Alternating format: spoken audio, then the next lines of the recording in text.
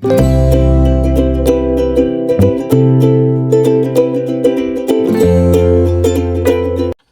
hello, salam sejahtera Malaysia. Selamat datang ke channel Fels Lifestyle. Terima kasih kerana terus setia dan terus bersama di dalam channel ini. Saudara-saudara, saya telah menemukan satu kejutan besar untuk penyokong Perikatan Nasional, untuk penyokong Hamzah Zainuddin, untuk penyokong Muhyiddin Yassin. Satu surat layang dalam perkongsian. Ini bukan perkongsian daripada channel, kita boleh cakap channel palsu ataupun akaun palsu. Tetapi ini daripada Malaysia Kini. Surat layang tersebar. Hamzah didakwa nak jatuhkan Muhyiddin. PKR sindir pedas Azmin. Sekilas fakta. Wow, saudara-saudara, mungkinkah ini satu kejutan besar? Di mana surat layang tersebar, kononnya Hamzah didakwa nak jatuhkan Muhyiddin. Kalau benarlah Hamzah Zainuddin nak jatuhkan Muhyiddin, saya berfikir, sebab sekarang Hamzah adalah ketua pembangkang, Muhyiddin pula adalah pengerusi Perikatan Nasional. Berlainan situasi seperti Anwar dulu, beliau ketua pembangkang dan beliau juga menjadi pengerusi PH, dan akhirnya beliau menjadi PM. Jadi untuk pembangkang pada hari ini, untuk Perikatan Nasional pada hari ini, siapakah yang layak untuk jadi Perdana Menteri? Oke, sebelum saya teruskan isu kita hari ini, saya nak perkenalkan kepada Anda, ini adalah terapi imun. Terapi imun adalah untuk mendidik, menyeimbangkan dan juga meningkatkan kekuatan sistem imun badan Anda. Ini adalah produk untuk seluruh masalah dalam wanita dan seluruh masalah wanita. Manakala ini adalah terapi imun produk asas transfer factor. Mungkin Anda seringkali mengalami penyakit yang berulang. Gastrik, kolesterol darah tinggi, kencing manis, gout, sakit perut, penyakit kulit yang tak pandai sembuh-sembuh. Mungkin ini adalah jawaban kepada doa Anda, kepada cita-cita Anda untuk jadi sihat semula. Produk ini selamat, halal dan semula jadi, diluluskan KKM. Sekiranya Anda berminat untuk mengetahui tentang terapi imun, Anda boleh menghubungi saya di nombor yang tertera. Oke, baik saudara-saudara, kita teruskan dalam satu artikel yang panas ini. Antara paparan sekilas fakta 3 September 2025. Pertama, surat layang dakwa Hamzah ada agenda jatuhkan Muhyiddin tersebar. Kedua, Fahmi tempelak Azmin. PRU tahun depan, selesai dulu surat layang bersatu. Yang ketiga, serangan Sultan, Ketua Pemuda Pasperak disiasat berkait hantaran palsu. Keempat, TI beri tip buat pas tarik undi bukan Melayu. Yang kelima, Papa Gomo dilepas dan dibebaskan, kes dakwah kerajaan pro-Israel. Keenam, henti kekerasan, puluhan aktivis Malaysia berdemo di Kedutaan Indonesia di KL. Yang ketujuh, tinjauan undi 51% setuju, MCA, MIC serta EPN langkah bijak. Yang ke-8, Wan Aziza tolak bersalaman Presiden China raih perhatian dunia. Itu adalah beberapa isu-isu yang panas lah. Tapi saudara-saudara, saya tertanya-tanyalah sekarang berkaitan dengan surat layang yang mendakwa Hamzah ada agenda jatuhkan Muhyiddin yang sudah tersebar. Adakah dengan ini sama ada Perikatan Nasional bubar, sama ada Hamzah yang dipecat, letak jawatan dalam pembangkang, dalam bersatu ataupun Perikatan Nasional, ataupun sebaliknya Muhyiddin yang bakal digulingkan.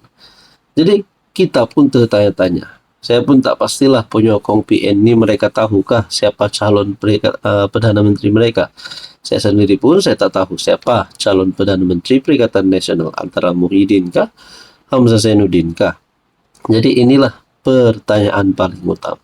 So kalau benar ada cobaan Hamzah untuk menjatuhkan, ada agenda Hamzah Zainuddin untuk menjatuhkan Muhyiddin, sudah pasti Hamzah boleh jadi presiden bersatu, boleh jadi Perdana Menteri, boleh jadi pengurusi Perikatan Nasional. Jadi Muhyiddin nak ke mana?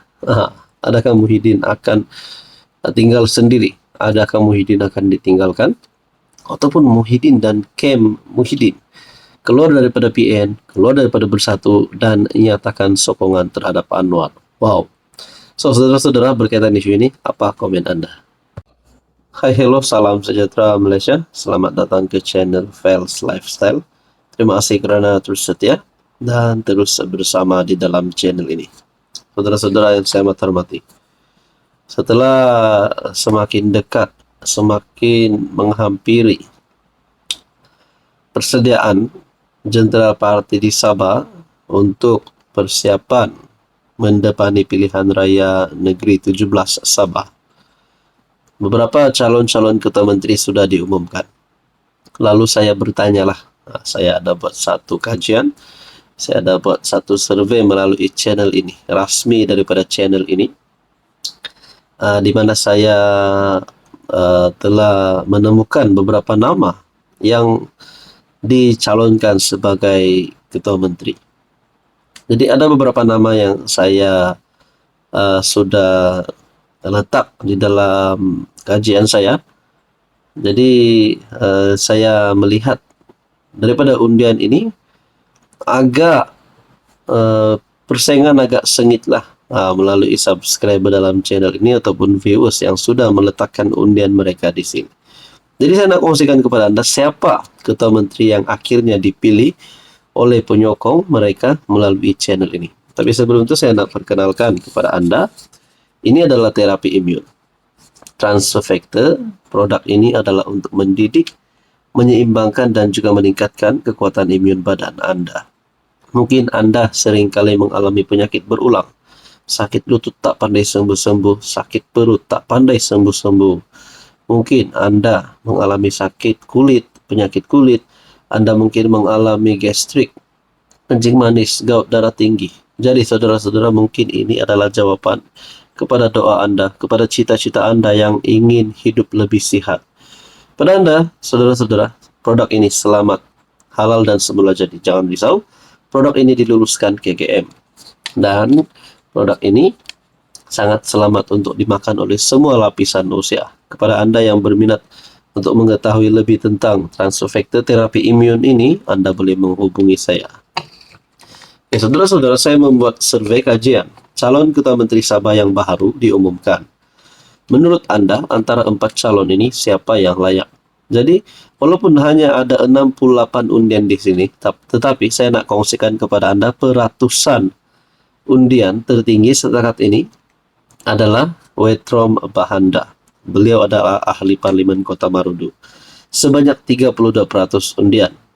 Manakala kedua tertinggi Syafi Abdal daripada Warisan, 29%. Wetrom daripada KDM. Dan undian ketiga tertinggi Bung Mokhtar. Wah, cakap tentang Bung Mokhtar. Baru-baru ini, Bung Mokhtar telah menawarkan kepada rakyat Sabah, telah menawarkan diri sendiri untuk menjadi ketua menteri Sabah yang baru. Apa macam, geng? Apa komen Anda sekiranya Bung Mokhtar jadi ketua menteri Sabah yang baru? Adakah beliau layak ataupun patutkah beberapa perkara-perkara yang di belakang perlu diurus dulu barulah Bung boleh jadi ketua menteri Sabah? Beliau telah mendapat undian ketiga tertinggi. Dan yang keempat daripada Parti Bersatu, Ronald Kiandi. Nah, saudara-saudara, Ronald Kiandi mendapat 16% undian. Jadi di dalam keputusan undian yang saya lihat ini berpihak kepada Wetrom Bahanda daripada parti KDM. Makna kata, Wetrom Bahanda pun dipilih jadi ketua menteri Sabah. Syafi Abdal pun dipilih jadi ketua menteri Sabah.